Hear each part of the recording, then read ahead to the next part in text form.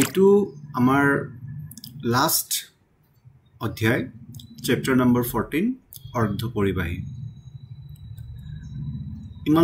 তোমালোকে যেহেতু এইটো চেনেলত ভিডিঅ'বোৰ চাই আহিছা ফলো কৰি আহিছা একেবাৰে ফাৰ্স্ট চেপ্টাৰৰ পৰা তাৰ কাৰণে ধন্যবাদ জনালো আশা কৰিছো এইটো চেপ্টাৰক শেষ কৰা আৰু তোমালোকৰ যদি কিবা ডাউটস বা তেনেকুৱা কিবা খুদিবলগীয়া থাকে কমেন্ট বক্সত হেতু আগবঢ়াই দিলে হল মই চেষ্টা কৰিম তাৰ ডিটেইলছ এনসাৰ দিব কাৰণে আৰু যদি লাগতিয়াল তেনেকুৱা ধৰণৰ ভিডিঅ' প্ৰয়োজন আছে বা তেনেকুৱা কোনবা টপিক আছে যেটো তোমালোকে ভাবিছা যে আৰু বেছি ডিটেইলছত আৰু বেছি বহলকে বুজাই দিব লাগে তেতিয়া হলে হে কমেন্ট বক্সত হে বিষয়টো টাইপ কৰি দিলে হল ৰিকুৱেষ্টটো দিলে হল মই হেতু আকৌ নতুনকে উলিয়াই দিবৰ কাৰণে চেষ্টা কৰিম অৰ্ধ পৰিবাহী কাক বোলে আমি জানো পৰিবাহী মানে হল যিবোৰ ধাতু বা যিবোৰ বিদ্যুৎ প্ৰবাহক যাবলৈ সহায় কৰে বাধাটো অলপমান কম প্ৰদান কৰি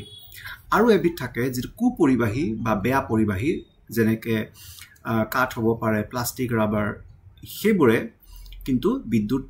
পৰিচালনৰ কাৰণে সহায় সিমান নকৰে বা একেবাৰে ইহতৰ মাজেৰে বিদ্যুৎ প্ৰবাহ পাৰ হ'বই নোৱাৰে এই যে পৰিবাহী আৰু কুপৰিবাহী এইবোৰৰ মাজত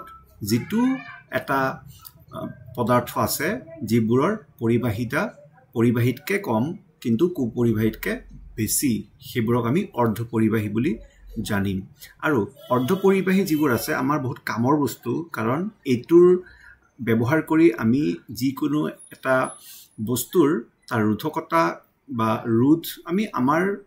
কন্ট্ৰোলত কম বেছি পৰিমাণে কৰিব পাৰো আৰু এটা বিশাল এটা ডাঙৰ এটা পথ উলিয়াই যায় ইলেক্ট্ৰনিক্স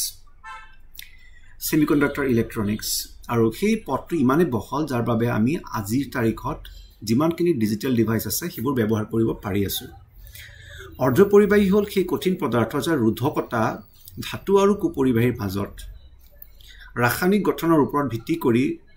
আমি দুই ধৰণৰ অৰ্ধ পৰিবাহী পাম মৌলিক অৰ্ধ পৰিবাহী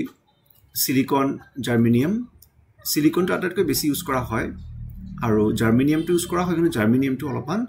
দামটো বেছি পৰি যায় আৰু কিছুমান যৌগিক অৰ্ধ পৰিবাহী আছে যৌগিক অৰ্ধ পৰিবাহী যিবোৰ যৌগ দ্বাৰা গঠন হয় মূল দ্বাৰা নহয় হেতু হৈছে গেলিয়াম আৰ্ছেনাইড বহুত এটো এভেইলেবল আৰু এইটোৰ বৰ প্ৰয়োজন হয় আৰু দ্বিতীয়টো হল কেডমিয়াম সালফাইড এই দুটাই ব্যৱহাৰ কৰি যৌগিক অৰ্ধ পৰিবাহী হিচাপে আমি ইলেক্ট্ৰনিক ডিভাইসবোৰ বনাব পাৰো